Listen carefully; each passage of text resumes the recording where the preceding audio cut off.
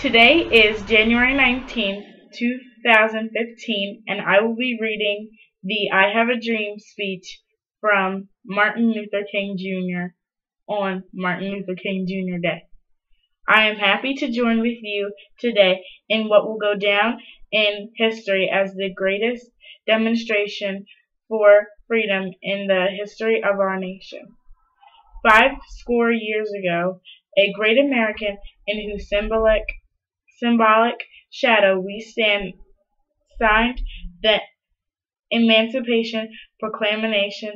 This monumentous decree came as a great beacon light of hope to millions of Negro slaves who had been seared in the flames of withering injustice. It came as a joyous daybreak to end the long night of captivity. But 100 years later, we must face the tragic fact that the Negro is still not free. 100 years later, the life of the Negro is still sadly crippled by the menaces of segregation and the chains of discrimination. 100 years later, the Negro lives on a lonely island of poverty in the midst of a vast ocean of material prosperity. 100 years later, the Negro is still languishing in the corners of American society and finds himself in exile in his own land. So we have come here today to dramatize an appalling condition. In a sense, we have come to our nation's capital to cash a check. When the architects of our republic wrote the magnificent words of the Constitution and the Declaration of Independence, they were signing a promissory note to which every American was to fall. Here, this note was a promise that all men would be guaranteed the inalienable rights of life, liberty, and the pursuit of happiness. It is obvious today that America has defeated on this promissory note insofar as her citizens of color are concerned. Instead of honoring this sacred obligation, America has given the Negro people a bad check which has come back marked insufficient funds. But we refuse to believe great vaults of opportunity of this nation. So we have come to cash this check, a check that will give us upon demand the riches of freedom and the security of justice. We have also come to this hallowed spot to remind America of the fierce urgency of now. This is no time to engage in the dark and desolate valley of segregation to the sunlit path of racial justice. Now is the time to open the doors of opportunity to all of God's children. Now is the time to lift our nation from the quicksands of racial injustice to the solid rock of brotherhood.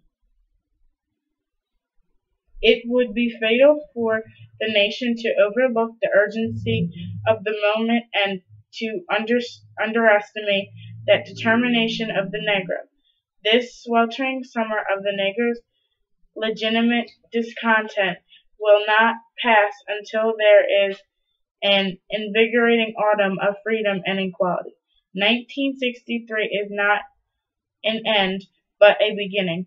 Those who will hope that the Negro needed to blow off steam and will now be content will have a rude awakening if the nation returns to business as usual. There will be neither rest nor tranquility in America until the Negro is granted his citizenship rights. The whirlwinds of revolt will continue to shake the foundations of our nation until the bright day of justice emerges. But there is something that I must say to my people who stand on the warm threshold which leads into the palace of justice. In the process of gaining our rightful place, we must not be guilty of wrongful deeds. Let us not seek to satisfy our thirst for freedom by drinking from the cup of bitterness and hatred. We must forever conduct our struggle on the high plane of dignity and discipline. We must not allow our creative protest to degenerate into physical violence. Again and again, we must rise to the majestic heights of meeting physical force with soul force.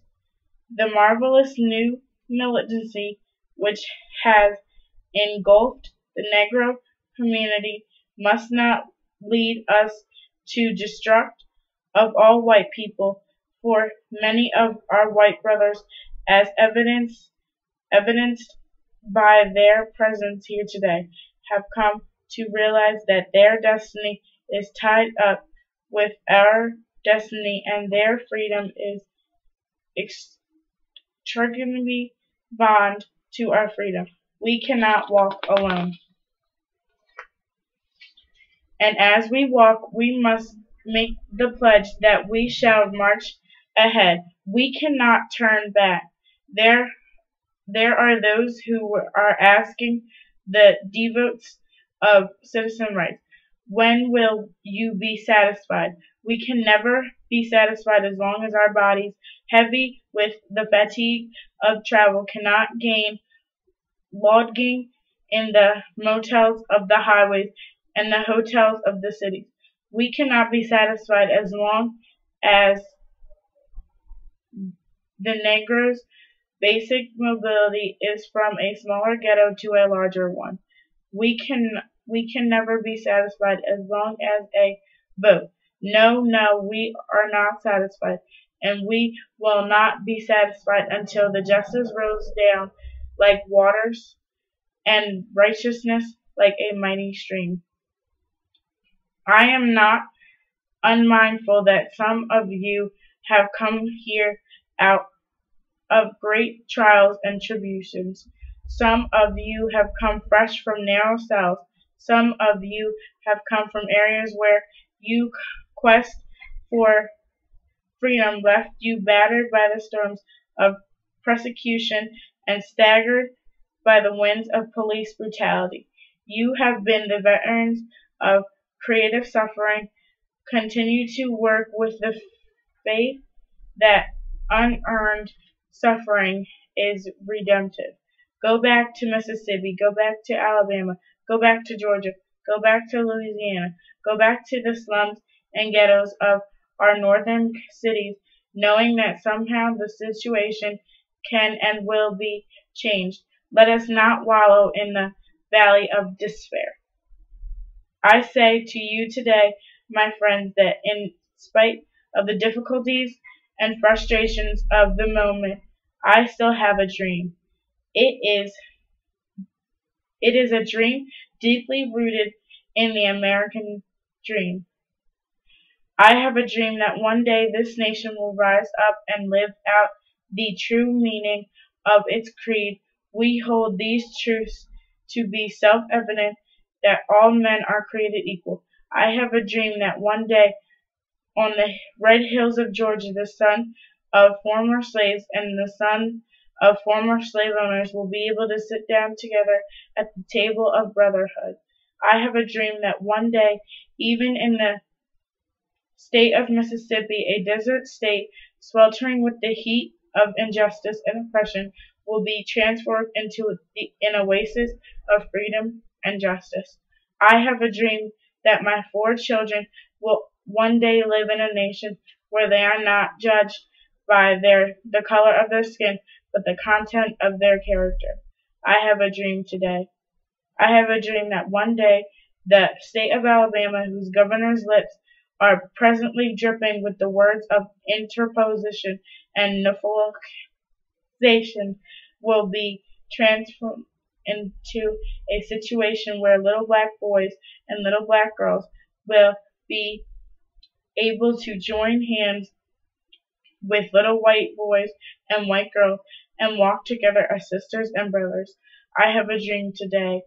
I have a dream that one day every valley shall be exalted, every hill and mountain shall be made low, the rough places will be made plain, and the crooked places will be made straight, and the glory of the Lord shall be revealed, and all flesh shall see it.